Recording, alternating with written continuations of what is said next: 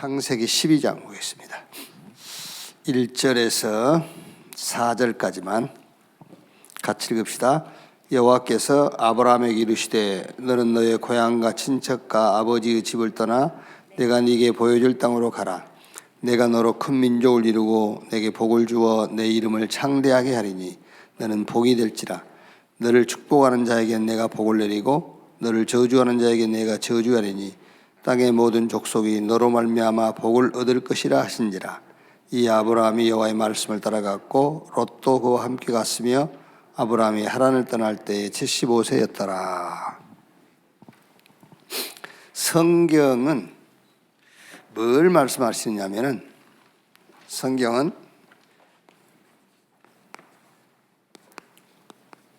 영적 세계를 성경은 얘기하죠. 그리고 영적 힘을 얘기하고 영적 싸움을 얘기해요. 이게 성경 얘기거든요. 근데 대부분이 이걸 모르잖아요. 영적 세계를 모르고 영적 힘도 모르고 영적 싸움도 모르죠. 성경은 요 얘기하고 있는데.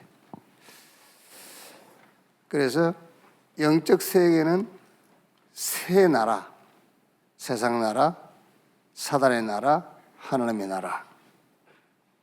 요 영적 힘은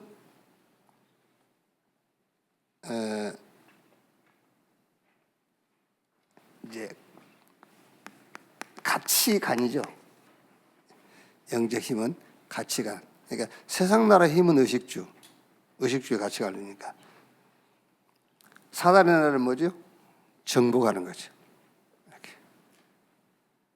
하나님의 나라는 가치관을 어디에 두죠?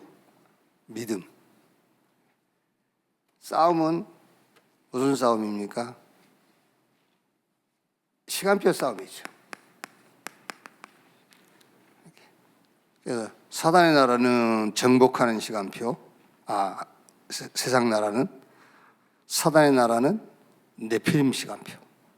하나님의 나라는 이번 1강 때 우리가 하나님의 나라의 시간표는 교회라고 그랬죠.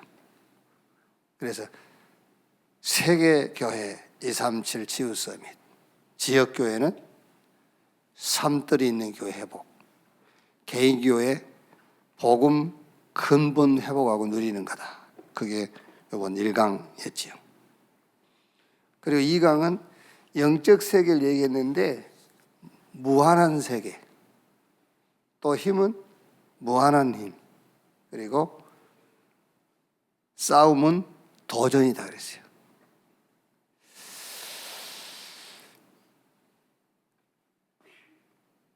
이 싸움에 도전이 하는데 도전의 배경이 뭐냐면은 옛사람은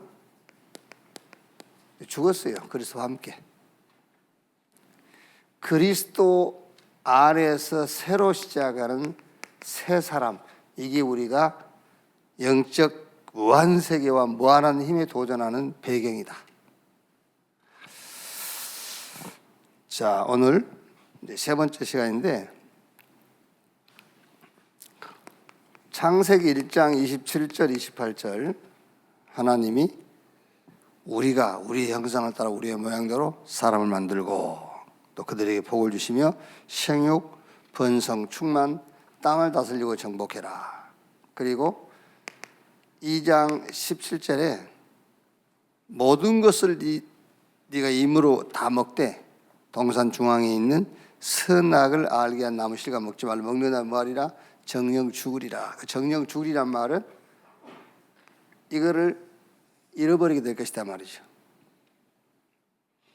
요 안에 영적 세계 얘기했고요, 영적 힘 얘기했고 영적 싸움 얘기했어요. 요 안에서요. 그런데 창세기 3장 1절에서 5절 보면은 먹어라. 먹으면 너희 눈이 밝아져 사람처럼 될 것이다. 하나님처럼 될 수가 없어요. 속이는 거죠. 하나님 믿지 말라 그 말이죠. 그런데 이제 사단의 말을 듣고 3장 6절 8절에 먹었단 말이에요. 눈이 밝아졌어요. 눈이 밝아졌는데 어떻게 밝아졌냐면은 보는 것이 전부 다 육신.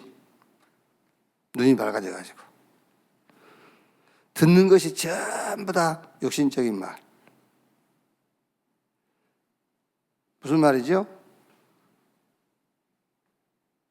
창세기 1장 27절 이게 무한 세계와 무한한 힘인데 이거를 잃어버린 거예요. 이제 한계에 갇힌 인간이 되어버린 겁니다.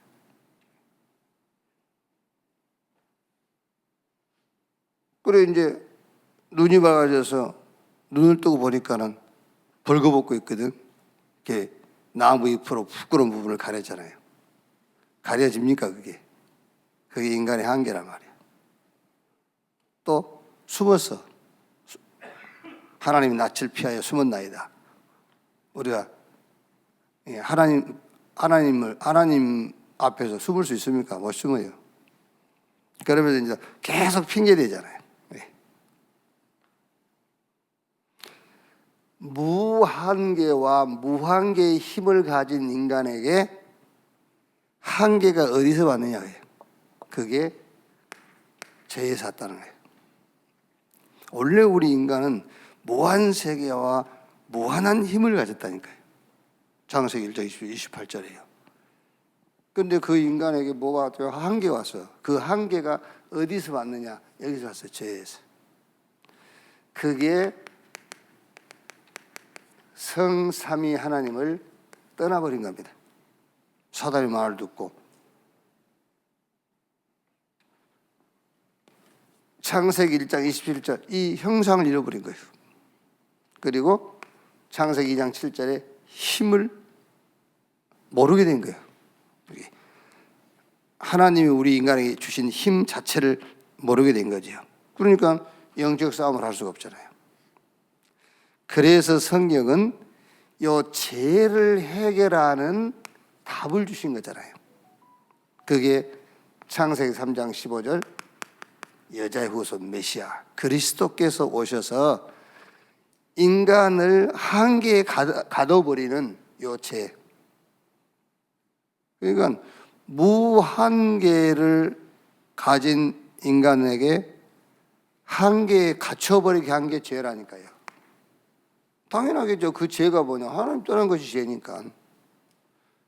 원래 하나님의 형상대로 지음받은 인간이 무한한 힘을 주셨는데 그거를 잃어버린 겁니다. 그게 죄예요. 그래서 그거를 해결하는 답을 주신 게 복음이란 말이에요. 요한복음 1장 29절에 요한도 예수님 향해서 보라 세상 죄를 지고 가는 하나님의 어린 양이로다. 마태복음 1장 21절에는 아들을 낳으리니 이름을 예수라 해라. 이는 저가 자기 백성을 저희 죄에서 구원할 자이심이니라. 여러분 이제 이 말씀 들으면서 죄 사함 받았다, 죄에서 구원받는다. 그거를 단순하게 무슨 죄 사함 받았다 생각하면 안 돼. 한계에서 빠져나오게 했다고 말이에요.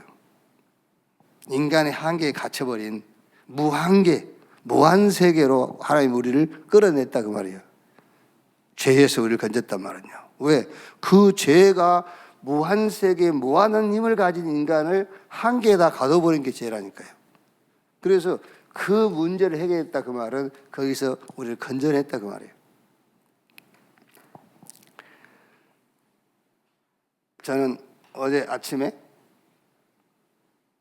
로마서 6장 말씀을 가지고 깊이 좀 묵상을 했어요. 로마서 6장 6절에 보면은 우리가 알거니와 우리의 옛사람이 예수와 함께 십자가에 못 박힌 것은 옛사람 뭐죠? 한계의 사람이에요. 한계의 사람, 옛사람, 한계의 사람. 죄의 몸이 죽어. 그렇죠. 죄의 몸이 죽어. 한계의 사람, 행위에 갇힌 사람은 이제 죽었어. 그래서 죄에게 종노릇 하지 않게 하려 함이니라. 무슨 말입니까 이게? 무한세계와 무한세계의 힘을 얻었다고 말해요 이제.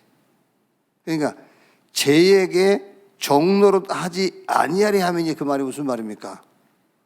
한계에 갇히지 않게 했다고 말이잖아요. 자, 여러분, 죄의 결과가 뭐겠습니까? 죄의 결과는 한계에 갇힌 거예요. 죄의 결과는요. 그래서 거기서 우리를 건져냈어요. 죄사함이라는 것은. 그럼 이제 어떻게 되겠죠? 무한세계에 무한한 힘으로 들어가야 되는 거잖아요. 어떻게 6장 10절에 보면은 그가 죽으심은 죄에 대해 단번에 죽으심이요. 단번에 한계를 끊어버린 거예요.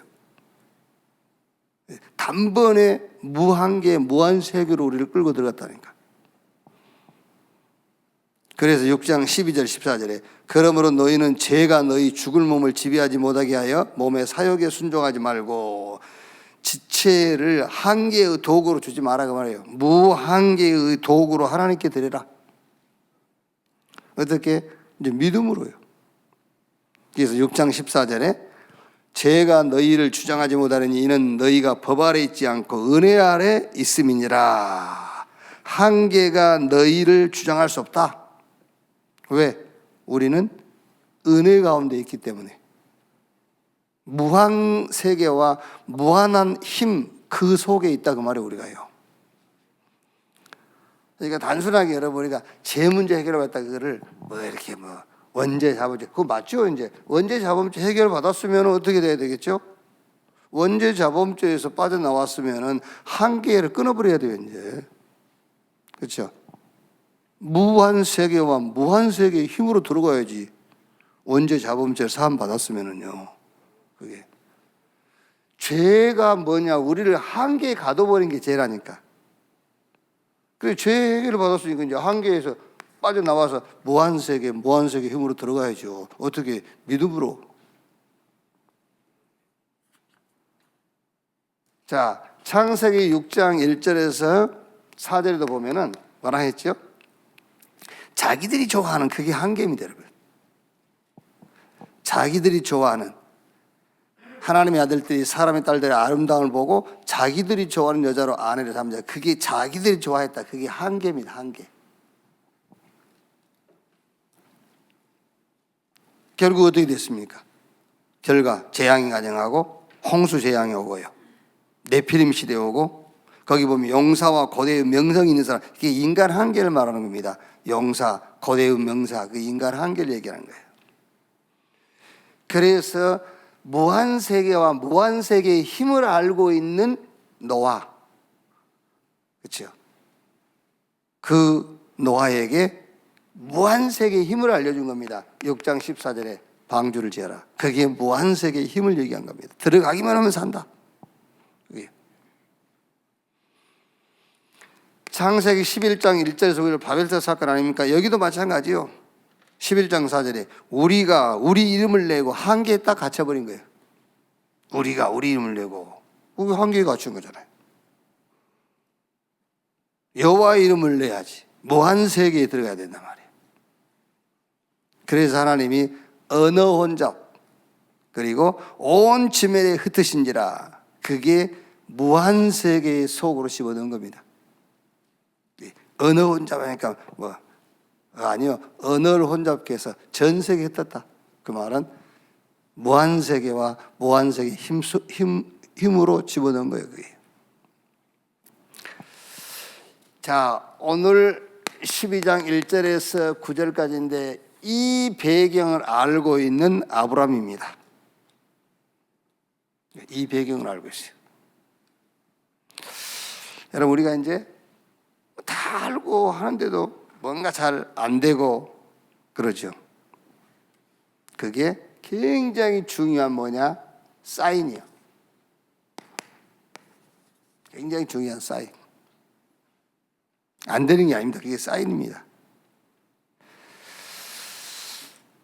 자, 실패가 계속되잖아요. 아브라함에게요. 창세기 12장 1절에서 9절을 보면은 말씀 따라 나왔잖아요. 말씀 따라서. 이게 말씀 따라서 나왔다. 그 말은 하나님의 말씀에 나와 가, 그러니까 그 말씀을 따라갔다 말도 되겠습니다만 아브라함이 이 배경을 알고 있었다고 말이잖아요. 이 배경을 알고 너 여기서 나와, 그럼 내가 너에게 보여줄 땅으로 가. 인간 한계에 갇혀있지 말고 무한 세계, 무한한 힘 속으로 내가 너를 인도할 거니까 거기로 가. 아브라함 그걸 알고 나왔는데도 계속 어려움이 와요. 애굽 내려가서 부끄러움도 당하고 막 어렵잖아요. 창세기 13장 1절에서 13절, 조금 애굽에서 이제 애굽의 왕이 뭘 좀 주니까 그걸 가지고 나와서 한숨 돌리는 것 같았는데 또 갈등이 오죠. 조카, 노카의 갈등, 싸움, 이게요. 왜 그럴까? 그게 굉장히 중요한 하나님 사인을 보내고 있는, 무슨 사인이냐면은 도전해라 그 말이에요. 이제 도전해라.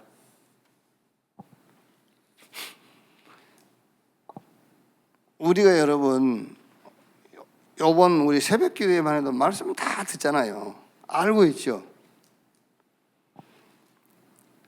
집에서 잘못하면 여러분 이제 부모님 찾아가야지, 부모님께 뭘 해드려야지, 그거를 여러분이 이미 찾아가고 해드린 줄로 착각하기 쉽거든요. 아닙니다, 여러분. 듣고 안다고 한 게 아니에요. 도전해야 돼, 이제. 실제로. 아시겠죠? 실제로 도전을 해야 된다니까요.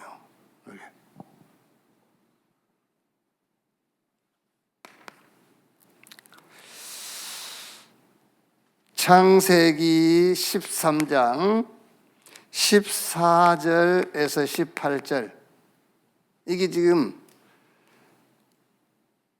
롯이 떠나고 하나님께서 아브라함에게 너가 서 있는 자리에서 동서남북 바라봐, 그리고 종과 행으로 걸어봐. 네가 보는 땅, 네가 밟은 땅, 너와 네 후손에게 내가 줄 거야. 하나님의 시간표에 이제 도전하라는 겁니다. 이게 하나님 시간표입니다. 이제 하나님 시간표에 도전해라. 자, 그리고 창세기 14장 14절에서 24절, 조카 롯이 전쟁포로 돼가지고 재산 다 빼앗기고 끌려갔잖아요. 아브라함이 집에서 훈련시킨 318명의 가신 데리고 와서 다시 전리품 다 찾아오고 조카, 노카 모든 식소들 다 데려왔죠. 이게 무슨 말입니까? 무한세계의 힘, 여기에 이제 도전해라. 여러분, 말씀 듣고 큰 것이 도전하지 말고 작은 것 하나에도 도전하면 돼요. 그게 믿음이냐? 믿음으로 도전하라는 겁니다. 들었다고 해서 된 게 아니다니까요. 알았다고 해서 된 게 아닙니다. 듣고 아는 것에 대해서 이제 도전해야 돼요. 하나님의 시간표에 무한세계의 힘에 도전해라. 창세기 15장 1절에서 7절, 여기 보면은 이제 영적 싸움에 도전하는 겁니다. 하나님의 시간표, 무한세계 이거 알면은 내 힘이 필요 없고 내가 필요 없어요. 그래서 창세기 15장 1절에 아브라함에게 하나님이 나는 너의 방패요 지극히 큰 상급이다. 하나님의 시간표 또 무한세계 알고 거기에 우리가 도전을 시작하면은 나는 필요 없고 내 생각도 필요가 없어요. 하나님이 어떻게 생각하실 거잖아요. 그렇죠? 사람의 말 그 필요 없어요. 하나님의 말씀이 뭐라고 하는가? 내 계획도 내 목표도 내 방법도 내 능력도 필요가 없어요. 나는 너의 방패요 내가 너의 지극히 큰 상급이다 그러잖아요. 뭔가 여러분 나는 왜 그렇지? 뭐가 다 됐는데, 다 알고 있는데, 그렇죠? 그게 이제 실수란 말이야. 알고 있는데 왜 도전을 안 하고 있잖아요. 알고는 있는데 도전을 안 해요. 그게 도전하라는 사인이에요. 이제. 여러분, 하나님의 시간표를 탁 찾고요, 하나님이 준비한 무한 세계, 그거를 보고 무한한 힘으로 내 능력 수준이 아닌 이제 하나님의 것을 가지고 도전해라.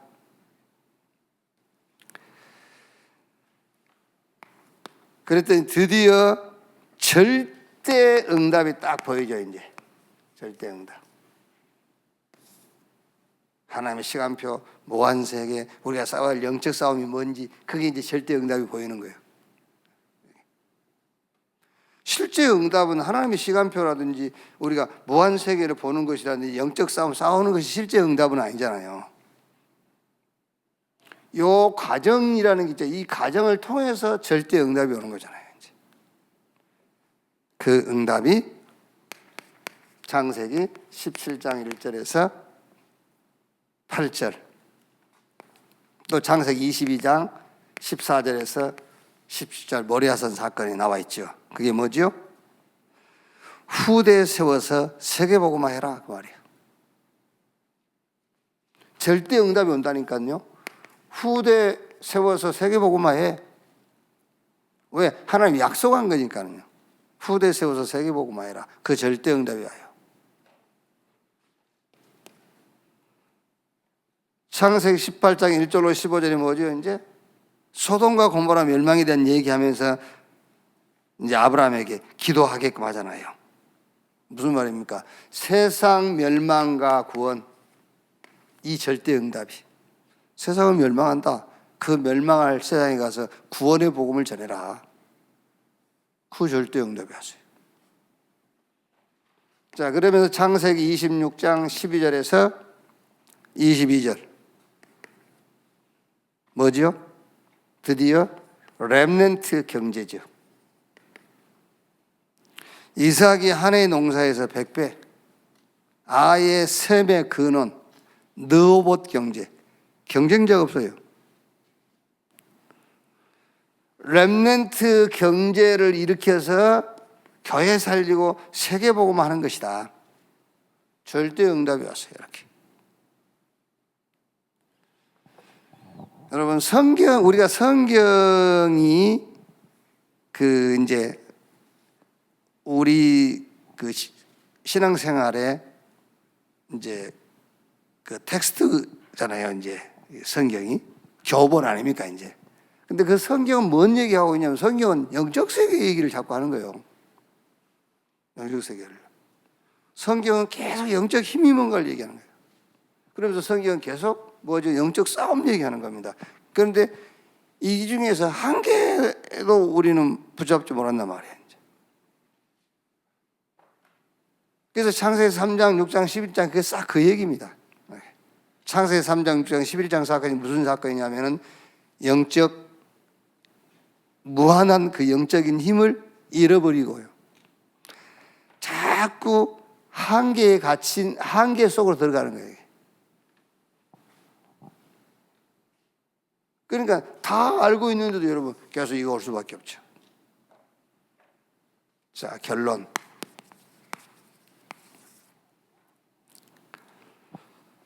오늘 꼭 기억해야 될 게 있습니다. 여러분, 들었다 알고 있다 그게 아니에요. 이제 듣고 알고 있는 거기에 뭐 해라? 믿음으로 도전해라. 큰 걸 하지 말고 작은 것이라도. 오늘 좀 결론 부분에 저는 이제 경제에 대해서 조금 결론 하려고 그럽니다. 결론, 경제관을 가지고요. 경제관. 첫째는 헌금관이에요. 경제, 그러면 헌금 생각해야 돼요. 창세기 14장 17절에서 24절 보면은 아브라함이 이제 소돔과 고모라 전장에 개입을 해가지고 모든 전리품과 포로들을 다 다시 찾아온 다음에 멜기세덱에게 11조를 드렸어요. 경제, 헌금, 간 이것부터 딱 먼저 생각해야 돼요. 저는 그 주일날 오후 되면은 다음 주 헌금할 걸 지갑 꺼내 가지고 쉬어요. 다음 주 헌금할 걸 미리. 그리고 수요일 안에는 이미 주일날 헌금 다 준비해 놓습니다.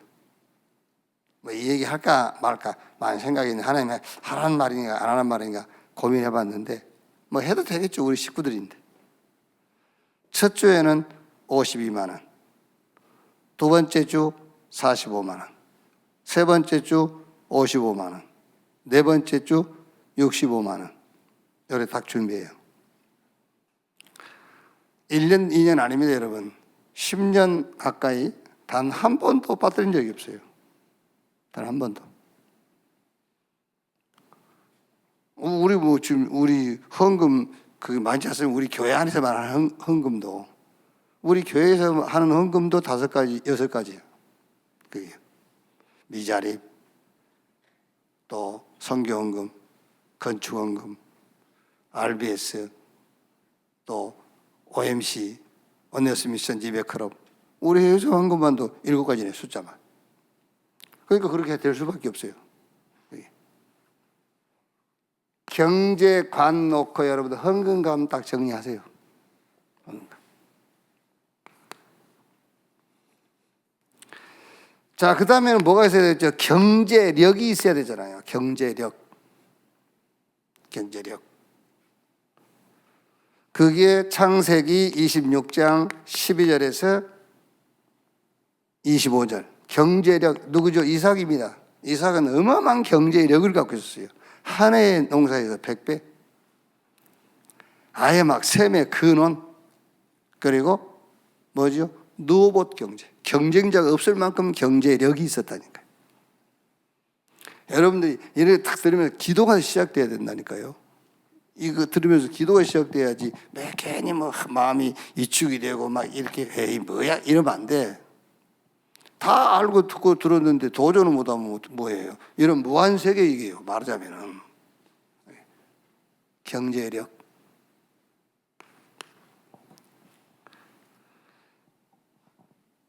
그 다음에 경제력도 필요하지만은 경제성이 있어야 돼요. 경제성.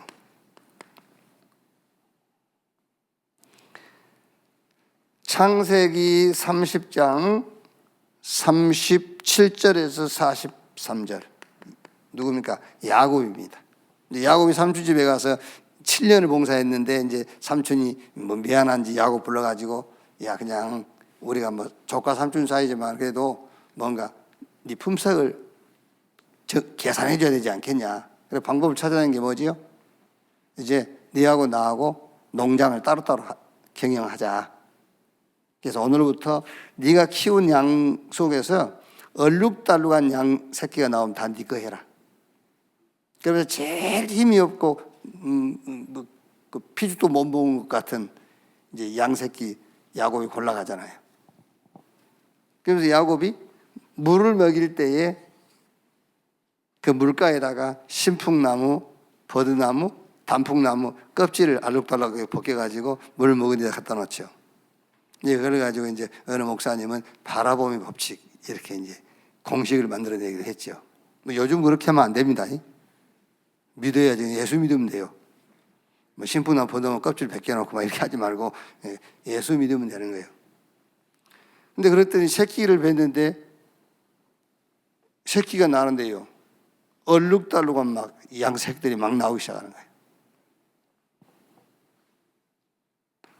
그게 경제성이에요. 경제성. 자, 그 다음에는 경영성이 있어야 돼요. 경영성. 그렇죠? 경영해야지. 돈 있으면 뭐합니까? 경영을 해야지. 돈 가지고 뭐 되면 사람 살려야지. 그 경영성이 있어야 된다니까요. 그게 요셉입니다. 창세기 41장 46절에서 57절. 뭐죠? 7년 동안 풍년 들었더니 어마어마한 곡식을 막 창고를 지어가지고 막 비축하는 거예요. 그랬더니 7년 가뭄 6년. 전 세계가 이제 식량 고갈이 온 거죠. 이걸 가지고 쌀 가지고 세계 정복해버린 거예요. 이렇게 경영성. 우리가 가지고 있어야 되고 우리 렘넌트, 우리 후대들이 가져야 될 경제관이요, 그게요. 이렇게. 자, 꼭 기억해야 됩니다, 여러분. 신앙생활하면서 영적 세계가 있어요. 성경은 그 얘기합니다. 그럼 당연하게 영적인 힘이 있어야 되겠죠. 그럼 그 힘이 뭔가 얘기 다 했어요.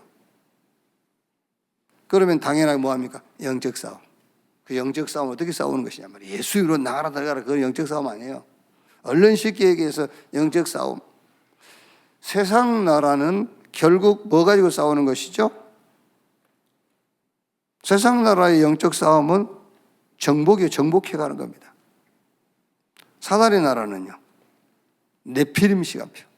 막 영적으로 혼란을 심어주고 영적인 타락을 시키는 겁니다. 그게요. 그게 영적 싸움이잖아요. 그럼 우리의 싸움은요, 믿음인데 그 믿음을 가지고 우리의 시간표 25가 뭐죠? 그게 교회입니다. 교회. 세계교회, 지역교회, 우리 개인교회. 이렇게. 2023년 시작하시면서 정말 영적 세계를 보고 영적인 힘을 얻고 영적 싸움을 싸우는 교회 여러분 되시기를 주의 이름으로 축원합니다. 기도하겠습니다. 하나님 감사합니다. 원래 하나님이 우리에게 주신 무한세계의 힘, 그 힘을 가지고 영적 싸움을 싸울 인간이 이거를 잃어버리고 인간의 한계에 갇히게 됐습니다.